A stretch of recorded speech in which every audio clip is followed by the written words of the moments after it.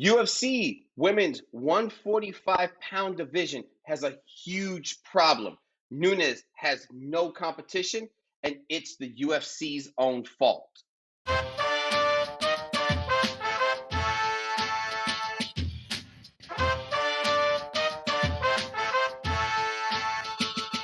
Welcome back, bow throwers. This is Throwing Bows. I'm Jose, and as always, I am here with John. Hey, what's up, everybody? And I am here with Maria. Hey, y'all, what's up? All right. So first, as always, let's take care of some business. Like our work below. Just hit that little like button. Give us a like. Bing, bing, And bing. also, oh, I love the sound effects today. And subscribe. Subscribe to our channel as well. We will continue to put these videos out. And so, yeah, we are some of the hardest working YouTube channel MMA people out there. And we will prove that to you guys. So let's get into it. UFC 259 had the champ Amanda Nunes facing the much bigger Megan Anderson, former Invicta champ. And many thought we could see the demise of the champ. So let's jump into it. Let's talk odds makers here. So Maria, going into this fight, what percentage were you confident that Megan was going to beat Nunes? 30%, 40%? Confident, I would say about 30 to 35%. What I was hoping, probably closer to 50, 60%. Not because I got beef with Nunes. She's amazing, but rather just to see something different happen. Yeah, I got you. John, what was your percentage? Negative. No percent. Nothing. Well, hang on real Sub-zero. quick. Okay, so yeah, hold on. I got you. But I think I heard that you took the action though on that one though. Oh, I definitely took the action. Say I was smart. Scared money don't make money. It absolutely. It just, I mean, looking at the odds the way they were, you just, how could you not make a play of any kind? But realistically, none. No percentage. Yeah. No, I agree. Listen, scared money don't make money. And really quickly, there were two fights I'm always going to regret never putting money on. When McGregor faced Aldo, we were in Vegas, and we did not put money on McGregor. I don't know why we didn't. We're in Vegas. Because we were drunk. Yeah. No, that's how right. it was. Yeah. We were drunk. We were 8 sheets to the wind by then. You were and partying with my people. Right, yeah, exactly. And then the other one was, oddly enough, on we went to International Fight Week, and the real action would have been Lewis, would have been the Black Beast, Derek Lewis, when he was facing Ngannou. The odds were so great if they could make it to the 5th round and make it to the cards. And I was thinking to myself, there was no way. And in fairness, Maria wanted to lay that action down, and I just kept shaking my head. I was like, there's no way this is not going to the. It went to the cards. It was like a 15-1 on them going the full 3 rounds and Lewis winning by decision. And we walked past, and I was like, yo, I got to come back and lay the bet before we go over to T-Mobile for the fight. Got caught up, never made it back. And Jose tried to make me feel better, like, oh, don't worry about it. That was never going to happen. And then it happened. It happened. Yeah. Scared money don't make money, folks. It don't. Listen, I appreciate the hardcore fans that just watch MMA because they do it, and then I also appreciate the gamblers. All right, all you casuals that are here for Modelo commercials and stuff like that, you guys can kick rocks, but I understand the gamblers' plight. So with that being said, this fight wasn't a fight. So if you're trying to hit the rewatch button on this one for UFC 259, or you ordered it and then your baby came and then you're trying to watch it on Monday or Tuesday, this was not a fight. And if you have 10 seconds of your life, you could just go ahead and watch it. Because here's what happened. The bell rang, Nunes came out, and she was all over Megan Anderson, like Megan Anderson forgot she had arms that she could throw a jab, or longer legs that she could throw a front kick to keep this woman off of her. So Mr. Striking Game got Megan out of there mad early. And so, but here's the deal: she didn't It looked like finish a her. newborn She baby didn't finish giraffe. her. You're right. She didn't finish her respectfully. No. She couldn't knock her out like she knocked out Cyborg. No, she got her in a compromised position and then did this like head and arm triangle. It was so She big embarrassing. sistered Megan her. Anderson maybe needs a year. It was awful. So the champ didn't get touched. So, John, Amanda's win over Megan was Entertaining. I mean, if you ever wanted to know what a human looked like imitating a newborn giraffe, that's what it looked like every time Amanda touched Megan. Uh, Her body just went into reset mode, like it didn't know what to do. And then once she got hold of her, she did whatever she wanted. Like yeah, it was like big sister, little sister. Mm-hmm. You know, yeah, it looked like a sibling beating up a younger sibling. Mm-hmm. yeah. Especially if the younger sibling was like 8 inches taller than the younger sibling, but the older sibling still didn't care. Like that takes some balls right there, folks. So Maria, Amanda's win over Megan was Nostalgic. And I think it was nostalgic Interesting. because in watching it, it reminded me very, very much of what Ronda Rousey was doing in the UFC when the women's divisions were first, or the women's division, because at that time there was only one, was yeah. first introduced. Um, the skill difference was is just completely, it was out of this world, and it literally took me back to all of the numerous arm bars that Mm. Rousey threw all over the place. She was like fucking Oprah on the Christmas holiday special. You get arm bar, you get an arm bar, Get an everybody gets a fucking Get arm an bar. arm bar. Yeah, and here was Nunes in this basically desolate weight class doing exactly the same thing.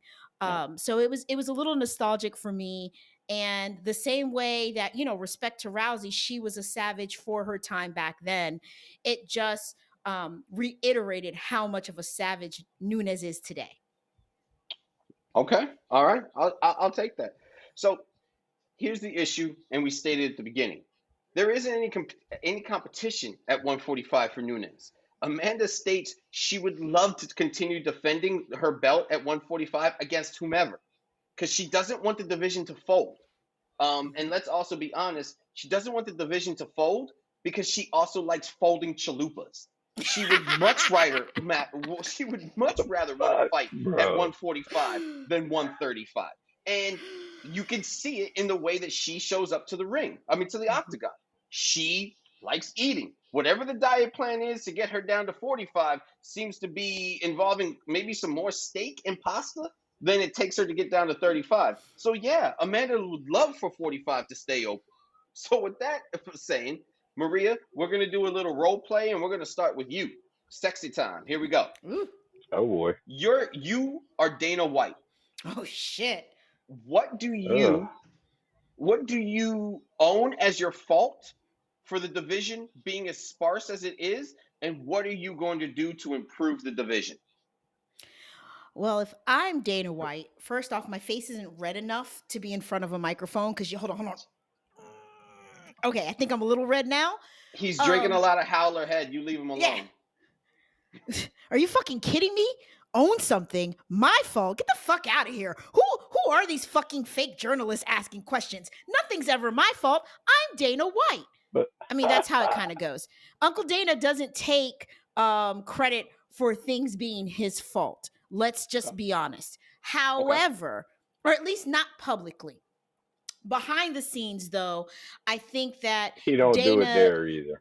he probably doesn't, but somebody might be like, well, Dana, you either needed to never make this division, or once you decided to make this division, which I think was the right call, you Mm-hmm. needed to invest in said division.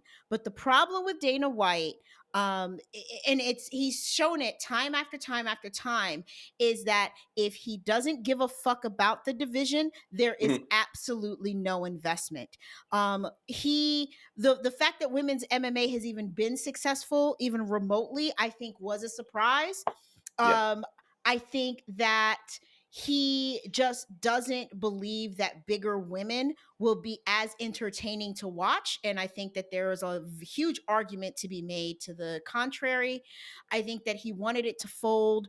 I think he was hoping what would happen was Nunes would beat Cyborg. She would be champ. She would show no interest in defending the belt, and he could just fold the fucking division. That's what he actually wanted. Same thing he tried to do with bitch ass Cejudo. So like he had this plan of what he wanted. But then Amanda likes her Brazilian barbecue, man. She's in Florida. She eating good. She would rather fight good. At 145. It is delicious. And on top of that, let's be honest, she is the only champ that is out here like, yo, I'll fight anybody and I'll defend both of these belts. You can't dissuade that. It's not good for the brand. So the mistake really was not investing early and often. As soon as you expanded with the lower weight class, you should have at the same time expanded with the higher weight class so that talent could have been growing at the same time. It's the reason 115, 125 is amazing. Okay. And then you've got 145. Okay, so then let me ask you this question though. How do you improve 45 at this point? So there's the second part, Dana. How do you improve 45? Because all right, so let's acknowledge that you're behind the 8 ball. So how are you going to improve it? You either give Invicta some money and take all of their 45s. Ooh. Honestly, or you fold that shit, because the problem is that there's not enough talent within the UFC. There's also not enough there are not enough women fighters that are natural 145s. You don't got a bunch of Megan Andersons running around. And so you don't already have enough talent in the UFC. You have to get it from somewhere. Invicta's probably your best choice, but you would need to take damn near all of them. Okay. All right. So, John, sticking with role play. Oh, boy. You're Sean Shelby. So you are the matchmaker. You are the guy that makes the matches. Okay. Who do you throw at Nunes at 145 next? Is there anyone that you can even think of that could even give her a challenge at 45? At 45? Yeah, at 45. Not 35. Let's stick on 45. No. To be perfectly fair, no. And I don't see it at 35 either. Truth be told. I mean, there are probably some money fights there because of name, but she's a victim of timing right now, and the lack of planning on Dana's part. I mean, she's GOAT status, and not just for females. She's GOAT status MMA fighter, period, at this point, the way she's cleaning out divisions. Yeah, I agree with you, Sean. I agree with you, Sean Shelby. I don't think there is anybody. And so there really isn't. There isn't anybody, and barring he go see if LFA has any 145-pound female fighters, and going to Invicta, going anywhere he can to see what he can get. Oh, I got one. Since we want to go circus sideshow, we'll have her fight that Gabby Garcia. All right. Thank you, Sean Shelby. That'll do. Listen though, but you know what though? In fairness, no, because Garcia is like 175, 185 pounds. She's a fucking monster. And Amanda would still beat the brakes off of her. Most likely, yes. But what you could do, I mean, I don't know. I feel like there's something for this Invicta, because they have not fought. Like there's been no Invicta since the pandemic started. You've got a whole damn division of women fighters that are just on the shelf doing nothing. You know, at least pull. I think her name is Pam Sorensen, their current Pam Bam, their current 145 champ. Pull her bring over. a couple of bring a couple over. Give us something to do. I mean, or listen, maybe Juliana Pena's talking all that shit. If she willing to put on that weight and catch them hands, you do two Pena things. wants the 35. But if she really wants it, make her go up to 45. That's what I would do. Because I'm Dana White, y'all. Absolutely. If she's talking it, make her go to 45 and get it. But the only issue with taking all of Invicta's 145 division is if you're going to do that, then invest the money in the division and promote these fighters and make them marketable, make people like them and know who they are, and do what's necessary to create a buzz around the division. Mm-hmm. What you should have done is put your ego in the back pocket for a few minutes, sign Cyborg to whatever ridiculous contract she wanted, and then have your champ beat the brakes off of her again, and then release her. Mm-hmm. Yeah. Yep. Simple. Because listen, people will pay to see that rematch. They would have. Now they're not going to. Yeah. No. And there's just nothing in sight. Okay. All right. Well, thank you, Sean. Thank you, Dana. That's it, everybody. Nunes champ looks head and shoulders better than anyone at 145, and maybe even better than anyone at 135. And so the UFC needs to do better, and they either need to do better or they need to fold that division. We just don't have any other solutions here for you. And so, listen, I don't know if she needs to call up some Brazilians and maybe find some people to fill it out for her and help her fill it out, because her days eating chalupas and fogo de chao is going to go down if she's got to make 135 moving forward. So I hope for Amanda they find something to do with that 145. All right. Can I just say something really quick though, Jose? Because I feel like across all MMA media, you have this conversation about Nunes and what she means to women's MMA and all of these things. And at the end of the day, I feel like the UFC sexism knows no bounds, because if you had a male champ who was actually fighting and defending in both weight classes and because for all accounts, she is the nicest, most amicable person. She'll fight anybody you put in front of her. The fact that Dana has allowed this to happen and the UFC as a whole is a fucking travesty. It goes to the sexism that still lives in the sport, and they owe her better, because male, female, fucking giraffe, she is pound for pound, if not the greatest, in the top 5 greatest MMA fighters all time, period. Show that woman some fucking respect. Yeah. Absolutely. I agree with you. I think that if there were other fighters that had the accomplishments that Amanda Nunes had, there would, without a shadow of a doubt, we would be like, listen, let's just go ahead and say this. If John Jones had the accomplishments that Amanda Nunes has, we would, without a shadow of doubt, there wouldn't be any questions about that. But, Amanda Nunes, unfortunately, she's the wrong gender for Dana White, and she doesn't get the push. He will sit there and tell you all day how great she is and how nice she is and everything like that. But, maybe what John said is right. She's a victim of timing. She just came along around the wrong time, right? There's still no appreciation for the things she's done. She's beaten your Holly Holmes. She's beaten your Misha Tates. She's beaten your Ronda Rouseys. She's beaten whomever you asked her to throw up against. She's done them. Well, and except some of them she did spectacular. Except for Valentina, because she didn't win that second fight. But whatever. And there's obviously something to be said about her and Valentina, hands down, right? But when she has these big fights recently, she doesn't take them to the cards. There's not controversial rulings or anything like that. Nope. Nunes won the fight. And that is more than you can say for some of your other GOATs that you do like touting. And that's where I'm going to leave it. Yep. So, all right, everybody. Thanks for tuning in. Those were our takes. Please like our work below. Absolutely. Like it. Subscribe to our channel.